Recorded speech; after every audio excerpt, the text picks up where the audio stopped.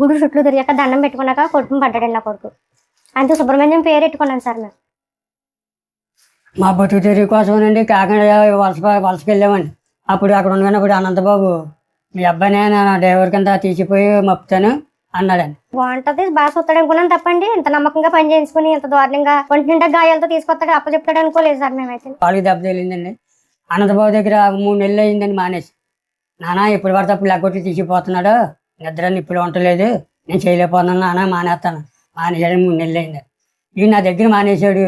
నా గుట్టంతా ఇవి తెలుసు. నా గంజా వ్యాపారం, గంధపు చెట్లు, హెరాయిన్, రంగురాళ్ళు వ్యాపారం అంతా వాడికి తెలుసు. ఈయన ఉండకూడదు, ఈయన చంపేయాలి ఎలాగోలాగానే.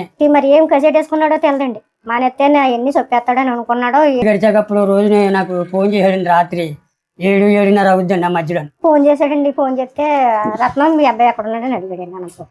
సరే మరి నాకు 20 ఏళ్ళు ఇవ్వాలి కదా, ఇప్పుడు ఇస్తారా? ఏమనుకుంటున్నారా మీరు? నా కోసం ఇవ్వకపోతే లంచ్ గురించి అబ్బా కూడా తీసేస్తాను కబర్దారని మమ్మల్ని తిట్టాడండి, బూత్ మాట్లాడాడండి. మళ్ళీ ఎవరు చేరేటి ఎక్కడ ఉన్నాడో తెలుసుకున్నాడు, ఆరా తీసాడండి. వాళ్ళ కొండపాలెం స్కూల్లో ఉన్నాడని ఇన్ఫర్మేషన్ వెళ్ళిందండి. కరెక్ట్గా 10:30కి బయటకు వస్తున్నాడని కూడా ఇన్ఫర్మేషన్ వెళ్ళిపోయిందండి. సుబ్బు బయటకు వస్తున్నాడని అప్పుడు గేట్ బయట కారు ఎట్టుకుని రెడీగా ఉన్నాడండి అనంతబాబు. బతికున్న మనిషిని 10:30కి తీసుకెళ్ళండి. 1:00-1:30కి శవం తీసుకొచ్చి ఇదిగో మీ అబ్బాయి చనిపోయాడు అంటున్నాడు. కారు చల్లలు అలా పెట్టాడు దారిలో. 4 డోర్లు ఓపెన్ చేసండి. సత్యబాబు ఇదిగో మీ అబ్బాయి సుబ్రహ్మణ్యం. అప్పుడు కుర్రలు చల్లలైట్లు చూస్తే దండలు ఇవన్నీ పుట్టేని తొట్లండి, దెబ్బలు గొంతు మీద బూట్ కలితో తొక్కేసారండి. ఇక్కడ తెచ్చి విడిపోయింది పైన. ఒంటి నిండా రక్త గాయాలు, ఇసుక తడిబట్టలతో ఉన్నాడు సార్ కుర్రోడు. తల మీద ఏమో 3 ఏళ్ళు దూరిపోయింది. ఎలాగ మెడ మీద ఏమో రెక్కేసారండి. అనంతబాబు భార్య రెక్కేని గూరుతో సూది పుచ్చుకున్నా మనకు ప్రాణం గెజగెజలు ఆడిపోద్దండి. అలాంటి దాన్ని దెబ్బలు ఒంటి మీద ఉన్నాయండి. మరి ఎంత బాధ ఉంటుంది సార్. ఎంత గెజగెజలు ఆడిందో ప్రాణమేనండి.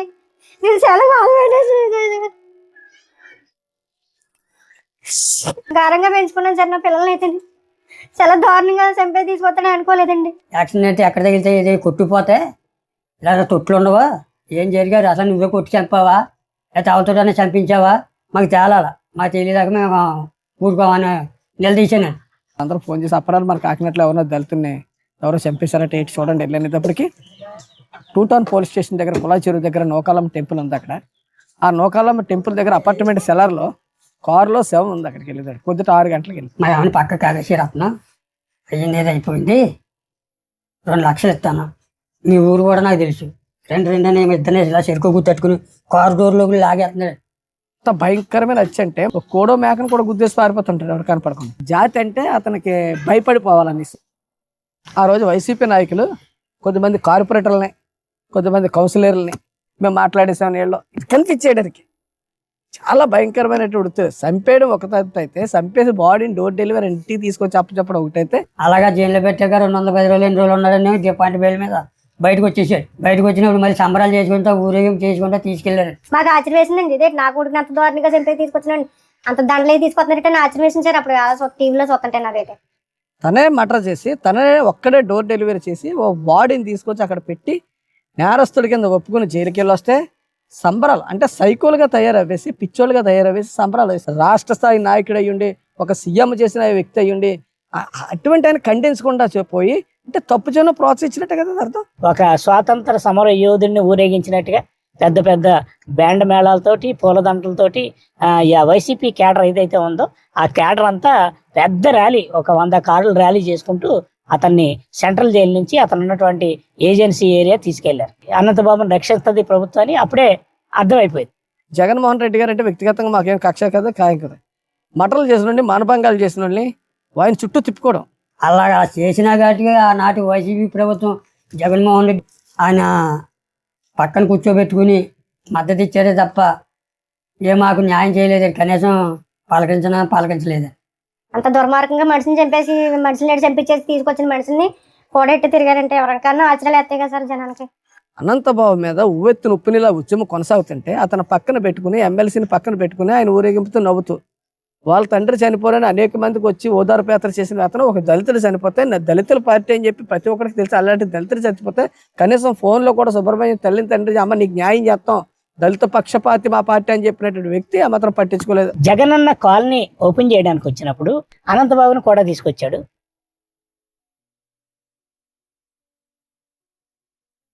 మళ్ళీ ఆయన పైపచ్చి ఏమో దళితులు నా అక్క చెల్లెళ్ళు నా అక్క అన్నదమ్ములు చేసేది ఒకటి అని సార్, చెప్పిండు. మాట అనేది ఒకటి అయిపోతుందండి. ఈ మర్డర్ చేసినా సరే మాకు దళితులు చంపినా సరే మాకేం పర్వాలేదు, మేము అతను కాపాడుకుంటాం అనే నైజం ఆ ప్రభుత్వంలో కనిపించింది. ఒక్కడ 31 దెబ్బలు కొట్టేయగలనండి. 3 అంతర్గత గాయాలు పోస్ట్ మార్టం రిపోర్ట్లోనండి. నేను ఒక్కడిని కూడా చంపానని పోలీసుల దగ్గర ఒప్పుకున్నాడు. మద్రాసు ఫోరెన్సిక్ వాళ్ళు ఆ చేసినటువంటి ఎనాలిసిస్లో భార్య కూడా చనిపోయిన యార్డు దగ్గర అనంతబాబు భార్య, చనిపోయినటువంటి సుబ్రహ్మణ్యం బ్రతికొండగా అక్కడ తిరిగినట్టు విజువల్స్ వచ్చినాయి. హత్య సమయంలో అనంతబాబుతో పాటే లక్ష్మీదుర్గా ఉందని, డ్రైవర్ హత్యకు ప్రేరేపించారని, అనంతబాబుతో పాటు ఆమె కూడా ప్రత్యక్షంగా పాల్గొన్నట్టు సిట్ దర్యాప్తులో తేలింది. తర్వాత చంపేసిన తర్వాత వాళ్ళు అదే కారులో భార్య ఇతను ఎదురు కూర్చుని వెనకాతల డెడ్ బాడీని పెట్టుకుని ఈ అపార్ట్మెంట్కి వచ్చి అపార్ట్మెంట్లో భార్యను వదిలేసి వచ్చినటువంటి మన సాక్షిని బెదిరించాడండి. ఇప్పుడు మా లాయర్ వచ్చి చెప్పమన్నట్టు చెప్పండి, లేదంటే మిమ్మల్ని కూడా చంపేస్తాను. ఆ శవాన్ని చెప్పి మీ శవాలు కూడా ఎవరికి దొరకనివ్వను. ఎస్సీ యువకుడు సుబ్రహ్మణ్యం హత్య కేసులో సాక్షుల్ని బెదిరించిన కేసులో ఆయన్ని అరెస్టు చేసేందుకు 4 బృందాలుగా ఏర్పడి వెతుకుతున్నారు. సుప్రీంకోర్టు ఇచ్చిన బెయిల్ కూడా కొట్టేసింది మా 13వ తారీఖున. ఇదంతా ఈ రాజకీయం కుట్రండి. రాజకీయం కుట్రంగా నన్ను ఆడుకుంటున్నా, నన్ను ఇరికించాలని నా మీద కావాలని పెట్టారని అబద్ధ సాక్ష్యాలు చెప్తున్నాడు ప్రెస్ మీట్ ముందు. మరి అలాగన్నవాడు ఇప్పుడు ఎందుకండి మరి అన్ని సాక్షిని బెదిరించడం ఎందుకండి? ఈ అనంతబాబు బయటికి రాకపోయినా ఆడ అనుసరులు ఆడ మనుషులు చాలా గోండాలు ఉన్నారు ఆ చేతిలోని. ఆ గోండాలను పంపించి మమ్మల్ని ఏమన్నా చంపేస్తారేమో కొంచెం ప్రాణాపాయం ఉందని చెప్పుకున్నాక అప్పుడు ఈ సీసీ కెమెరా పెట్టారేమో అనుకుంటున్నాను నేను. సర్వేలెన్స్ డ్యూటీ వేసేసారు పెద్దపూడి పిఎస్ నుంచి, మరి సర్కార్ ఆఫీస్ నుంచి వస్తాయి సార్ ఇన్స్ట్రక్షన్స్. మా లిమిట్స్ కాబట్టి వీళ్ళు మా పెద్దపూడి ఎస్ఐ గారు దీనికి మానిటర్ చేస్తారు.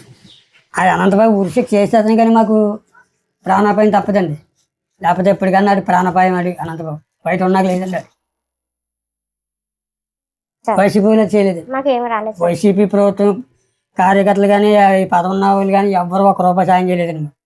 ఇంకా ఈ మాకు ఈ చంద్రబాబు గవర్నమెంట్ నాయుడు సాయం 5 చేశారు లక్షలు తప్ప ఇచ్చారు. అండి మాకు ఆ టైప్ అయితే మాకు 1 రూపాయి మాకు సాయం చేయలేదు సార్ ఎవరో కూడా. అప్పట్లో ప్రతిపక్షంలో ఉన్నటువంటి చంద్రబాబు నాయుడు గారు ఈ బాధిత కుటుంబాన్ని ఆదుకోవడానికి ఒక 5 లక్షల రూపాయలు వాళ్ళ పార్టీ తరఫున వీళ్ళకి ఆర్థిక సహాయం అందించారు. చంద్రబాబు నాయుడు 4 చాలు తీసుకెళ్ళండి. వెళ్ళిపోయినాడు వచ్చి మా దగ్గర కూర్చోబెట్టి మా కష్టం చెప్పుకుంటే ఇచ్చి విన్నారండి చంద్రబాబు నాయుడు గారు. సుప్రీంకోర్టుకి వెళ్ళినప్పుడు సుప్రీంకోర్టులో సహాయం చేసేవాళ్ళు ఎవరు లేకపోతే చంద్రబాబు నాయుడు గారిని మళ్ళీ ఒకసారి సుప్రీంకోర్టులో మాకు లాయర్ని పెట్టుకునే స్తోమత లేదు, మాకు సహాయం చేయమంటే ఆయన ఒక లాయర్ని పెట్టారు. లోకేష్ బాబు గారు కూడా ఉప్పాడు మీటింగ్కి వచ్చారు, ఆయనతో మాట్లాడించారండి.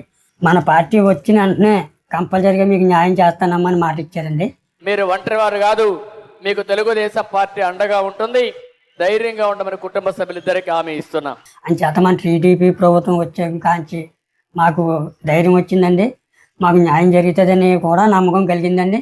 ఈ 2 ప్రభుత్వాలు వ్యత్యాసం చూస్తే ఈ డ్రైవర్ సుబ్రహ్మణ్యం కేసులో మాత్రం ఖచ్చితంగా ప్రభుత్వం, ఇప్పుడు ఉన్నటువంటి ప్రభుత్వం, పోలీసులు కూడా పూర్తిగా సహకరిస్తూ న్యాయం చేస్తారని మాకు ఒక ఆశాభావం, నమ్మకం కలుగుతుంది.